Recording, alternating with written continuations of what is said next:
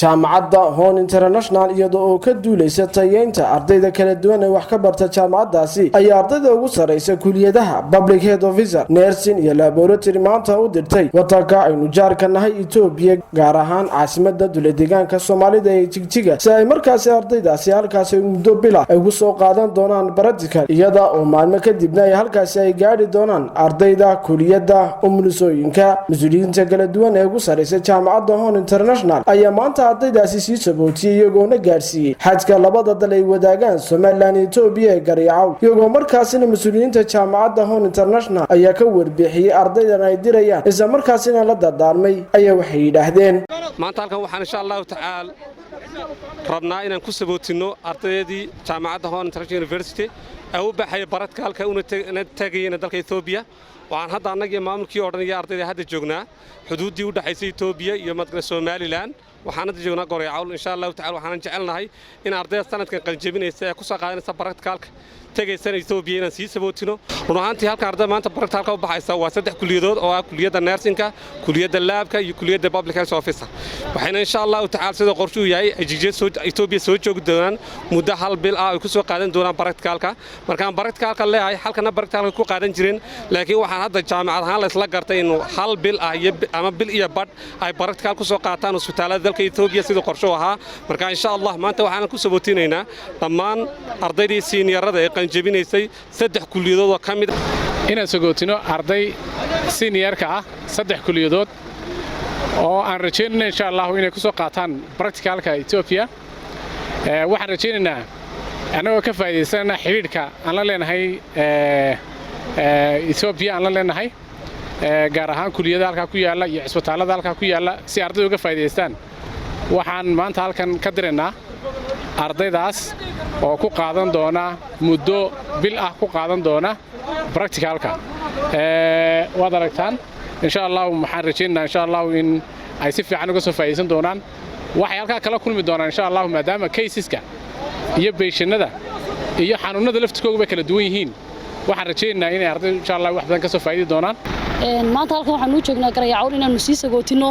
ardayda seniorka ee sanadka kuwa qalin jabinaya oo ka kooban 62 arday oo ku soo qaadanaya dalka Itoobiya practical istaalada oo weyn Itoobiya maadaama inoo suurto gelisay xiriirka aan leenahay istaalada kala duwan ee ku yaala dalka Itoobiya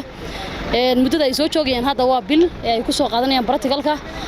dhammaan dhiimanka kuliyadaha kala duwan ee maamulka iyagu waxaan halkan u joognaa inaanu sii sagootino ardaydaasi ardaydan waxaan leenahay insha Allah inay ka soo arki doonaan ama ay ku soo kala soo kulmi doonaan practicaladii kala duwan ay ku qaadanayeen especially regionalka iyo prefectada kala duwan ee MCH-yada wax ka duwan maadaama populationka Itoobiya aad inooga badan yahay part of quality education providing for our students majority of them we need to attach them with our stakeholders present in Ethiopia. Currently, our university is growing both horizontal and vertically with using our stakeholders, students which are senior, having 3 departments in public health, laboratory technicians, and nursing will go and stay for a matter of 6 weeks in Karamara Regional Hospital. Inshallah, markii hore tagi doonaan baradka qaatan Itoobiya walaal aan hore u qorsheynay inay tagaan laakiin nasiib darro corona noqotay wax kale awgeed wali suurtoobi weeday alxamdulillah maanta ayaan nasiib u yeelanay inaan dirno saddex department ugu horeeyay oo kala ahaa laboratory public health iyo nursing marka inshallah waxaan rajeyn doonaa inay wax badan ka soo faa'iidi doonaan ardaydaas aan ugu talagalnay si ay khibrad dheeraad ah iyo xirfad dheeraad oo helaan inay wadanka Itoobiya oo xiriir joogta leenahay u dirno jaamacaddu saad ogtiin waa jaamacad Itoobiya laga leeyahay waxay si toos ah xiriir u leedahay Itoobiya jaamacadaheega iyo isbitaaladeeda marka maanta waxaan ardayda geenaynaa isbitaalka weyn ee referalka Itoobiya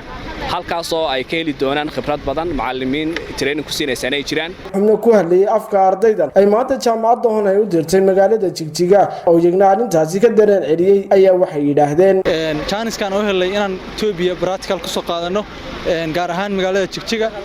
gaar ahaan isbitaalka referal hospital and Karamada hospital waxaan rajeynayaa in insha Allah fursad fiican ay noo noqon doonto oo aan practical fiican ka soo heli doono maadaama ay naga fursad fiican yihiin oo naga population badan naga badan yihiin oo loo shaqeynayo maalintii 100 qof 200 qof 200 qof marka maalintii u soo shaqaysid waxay fursad ku siinaysaa inaad aragtid money cases kala duwan gacanta ku fariisto si fiican kiisas badan soo aragtid aad markaas fursada kaga faa'iideysto aqoontaada iyo cilmi dheeraad iyo ku faa'iideeyo insha Allah asaas baan rajaynaya anoo ku hadlaya kulliyadda medical laboratory science afkeeda runtii waa barbilow cusub muxuu ahaa in ardadii muxuu ahaa loo diro practical si ay mataqaanaa waayo aragnimo iyo khibrad iyo cilmigooda ugu kordho in mataqaanaa dalka dibadiisa loo diro waa runtii waa barbilow cusub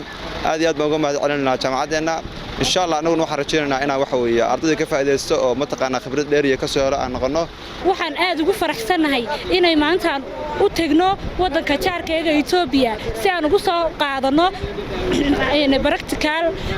si aan kor ugu qaadno aqoontayada aan ugu anfacno macallimiintayada waalidiintayada iyo dhammaan bahdaan ka soo jeedno ee jaamacadda Horn International University maanta waxaan aad iyo aad ugu faraxsanahay inaan safar galayno waan ku tagayno Jigjiga si aan uga soo practical dheeraada jaamacaddu waxay fursad noo siisay inay Itoobiya nageyso si aan aqoon dheeraad uga soo helno maadaama aan bulsho kale u tagayno hadhow toolan aanan Boorama ku koobnaan aan bulsho kale u tagi doono